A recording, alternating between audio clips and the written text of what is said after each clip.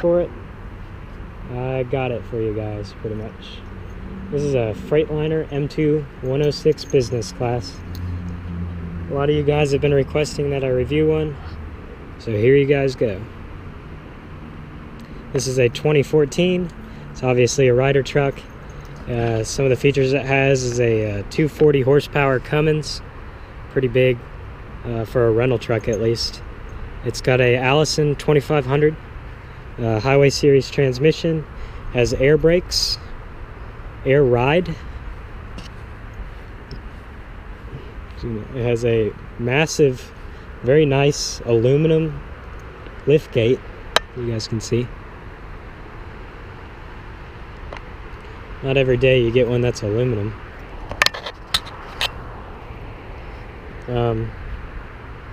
Yeah, I'm in Atlanta here, so excuse the background noise. Tell you what, driving through downtown Atlanta in this thing, it's entertaining to say the least. This truck has a side door, which is kind of cool as well. You can see it's got not only the DPF, but the SCR as well. You can see the injector right there for the diesel exhaust fluid. You have, let's see here, it's a 50-gallon tank on both sides, so it has a 100-gallon tank onto it, 100 gallons worth of fuel onto it. There you go, get a pretty good view. I'm telling you guys, all you international fans out there, this truck is a lot better than an international by so many reasons. Alright, sorry for the little pause there, but like I said, this truck does have an SCR system, so it does have a DEF tank, unfortunately. 200-gallon fuel tanks. The battery box is right here. It does have a couple more batteries than international because it does have a 3,000-pound lift gate. I'll show you guys that real quick. That looks like a suspension air pressure tank there. Mud flaps are locked in. This truck is spec'd a lot higher than the Penske truck that I got. It's a Ryder truck, so it's more for a commercial business rather than what I'm using it for, but it still is nice. This truck does have a ramp, as you can see, and a lift gate, so you get the best of both worlds with this truck. They were able to squeeze that ramp in here. And also what's nice is it has flexible rope ladder. And now if you've ever driven a truck this size, you know, going up steep inclines like a driveway or something, those two parts are the places that always get caught up first. You see you got a lift gate right here. I don't have it on right now. I have to engage it to use it, but it does work good. As you can see, Bridgestone R280s, I think it is, regroovable. This has the side door option, as you can see.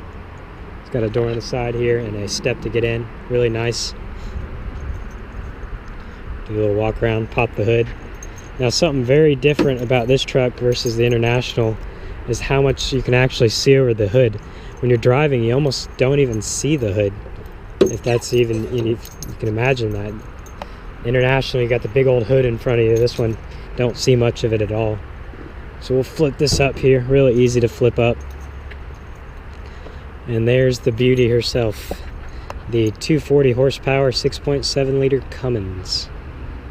Telling you what, you guys, you can't, this max force doesn't even touch this engine at all. I mean, it just for power, speed, no, it screams and climbs and hauls right through whatever it needs to. As you can see, Cummins 6.7 Cummins is what you can see. Air brakes, so it doesn't have brake fluid like the other truck did. Power steering fluid, of course. That looks like some kind of air, what would that be, air dryer or something along that lines. Front suspension is leaf spring though, unfortunately. It is drum brakes, not disc brakes. And yeah, you can give a little look around here if you ever want to see what it looks like underneath this. The radiator on this thing is really small compared to what the International is. You know, it is a smaller engine, so that's probably why. And the hood blocks it from having a larger cooler in the front. So yeah, you can see your cooler here. Well, that's where your cold air goes to your turbo. which is back there. Stick you guys back there. Get back under here. You got your washer fluid right here. Alternator, air compressor, well, air conditioning condenser, compressor, whatever. EGR, big massive fan, which screams. And yeah, I think the front tires are Bridgestones as well. I mean, it rides so much better than the International, you guys. It's so much better. I'm guessing this has a gear-driven air compressor. So yeah, there it is, right down there. It's kind of more near the transmission, surprisingly. But the gear-driven compressor is back there for the air brakes. And yes, I am allowed to drive this truck, even though it is air brakes. So relax. Yeah. Work our way back here a little bit more. It does have a block heater for winter if you plan on going up north or something like that. I would imagine Ryder specs these trucks more for resale than for use, because these are round trip only trucks, so you have to bring it back. No other option. And you can see already been through this real quick.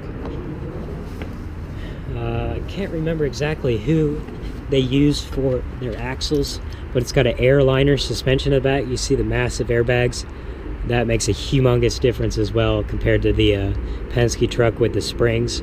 Rides so much better, significantly better. It's like riding on a cloud, especially when in this truck the driver's seat is air ride as well, so it's kind of air on air. There you go. We might go to the back here shortly, but we're going to get up to the front here.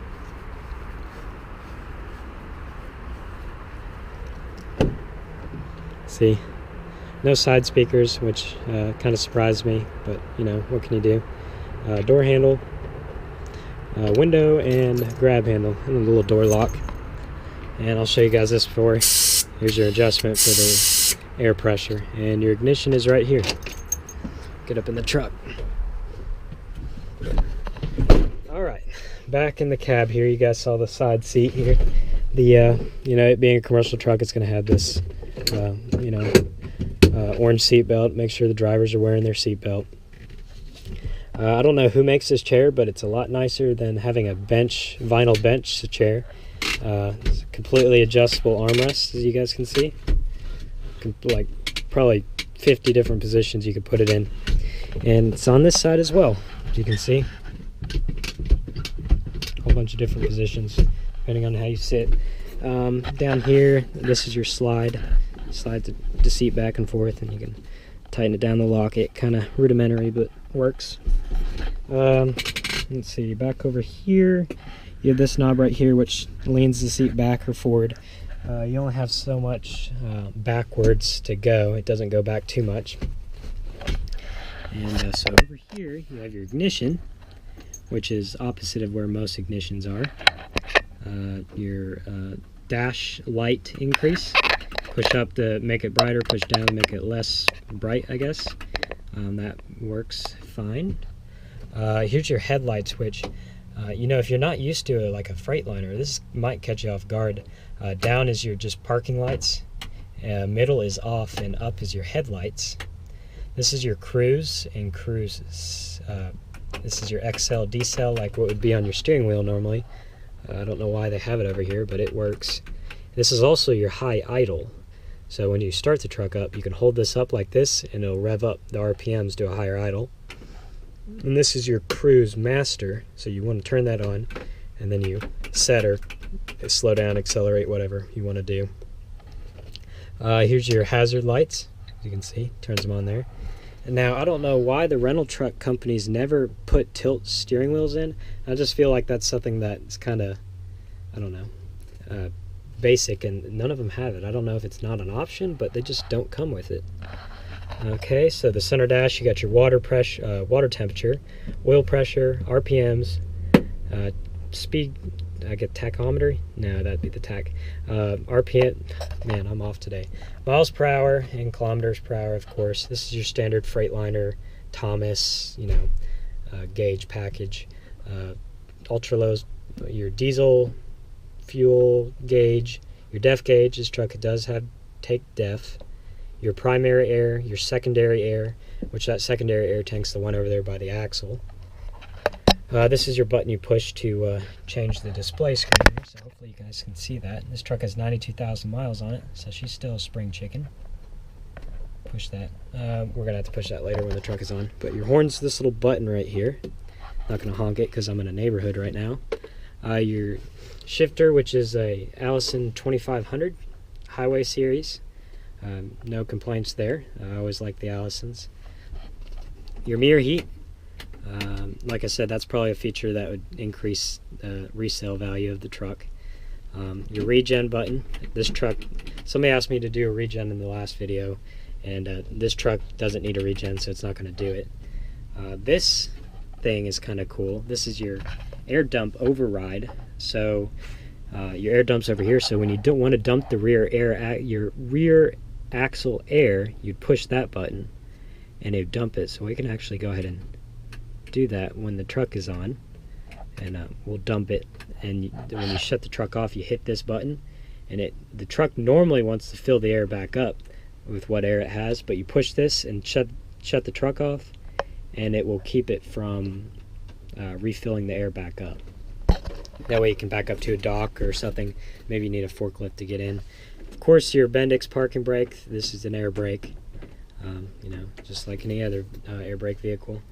This is the lights for inside of the box of the truck. Here's your liftgate engage. Liftgate works great in this truck. Now we're on to my first complaint of this truck, is this radio. Not the actual radio, the head unit itself isn't bad. The speakers sound awful in this truck. They do get really loud, but there's no there's no bass to it at all, none of that. And this is like first world problems, but the radio could use some work. I guess it not having door speakers kind of hinders its radio abilities.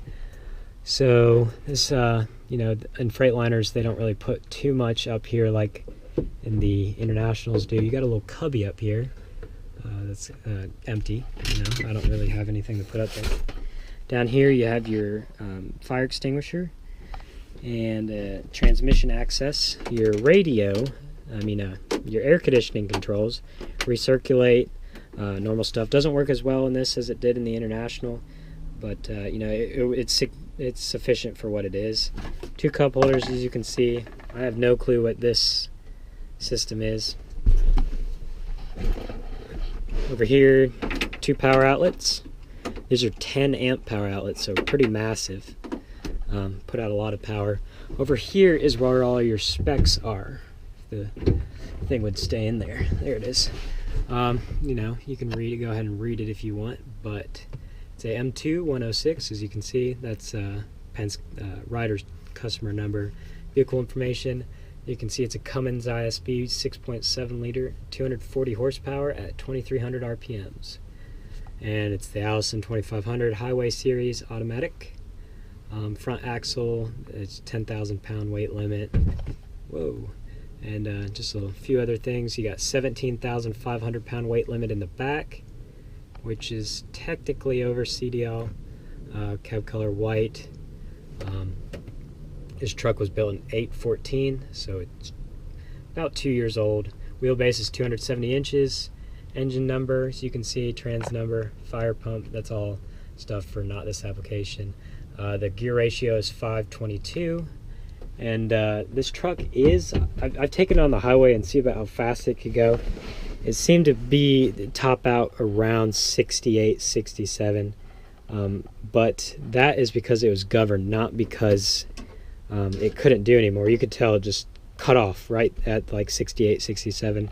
A little annoying when the speed limit is 70, but it's probably safer to drive that slow anyway.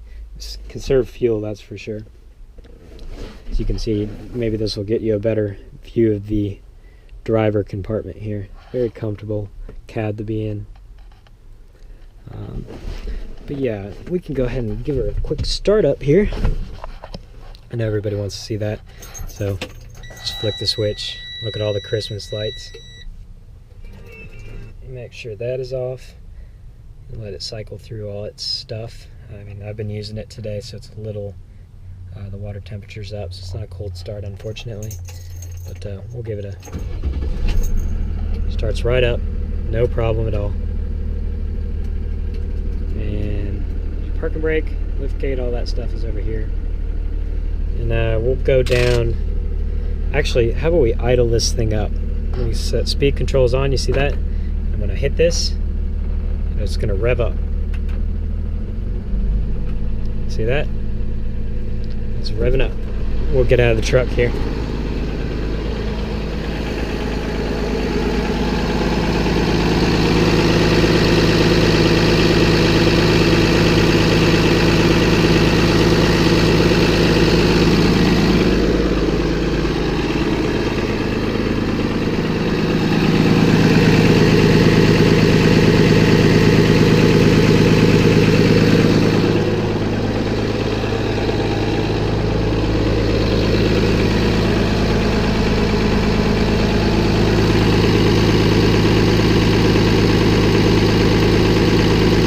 Put the hood down. Hood slow closes. Latches in as such.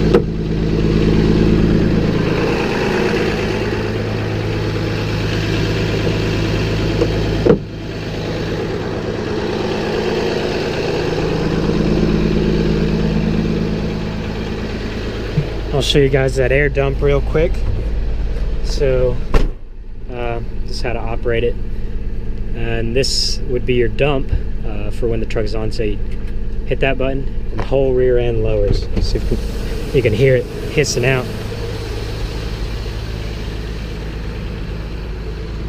And I don't know if you can see right there, but you can see my airbags just deflated all the way down. That brings the tailgate down a little bit. I'm not going to show you the tailgate just because I'm not trying to make too much noise, but I think you get the gist of what's going on here. I think that's about all I can show you guys. I mean, it's a box truck, not too much going on. I might be able to give you some revs here. Not too bad. We'll cool it back down for the sound's sake, make it nice and quiet.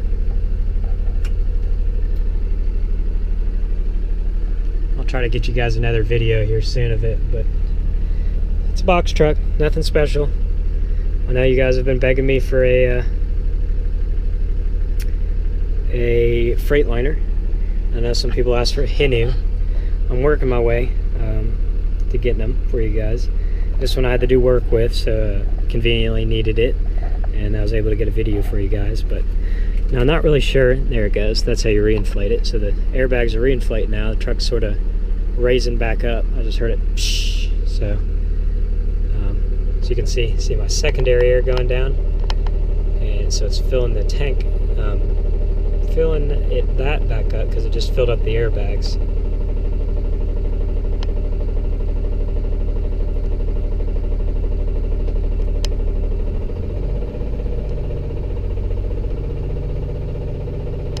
So I'll let it here for you guys.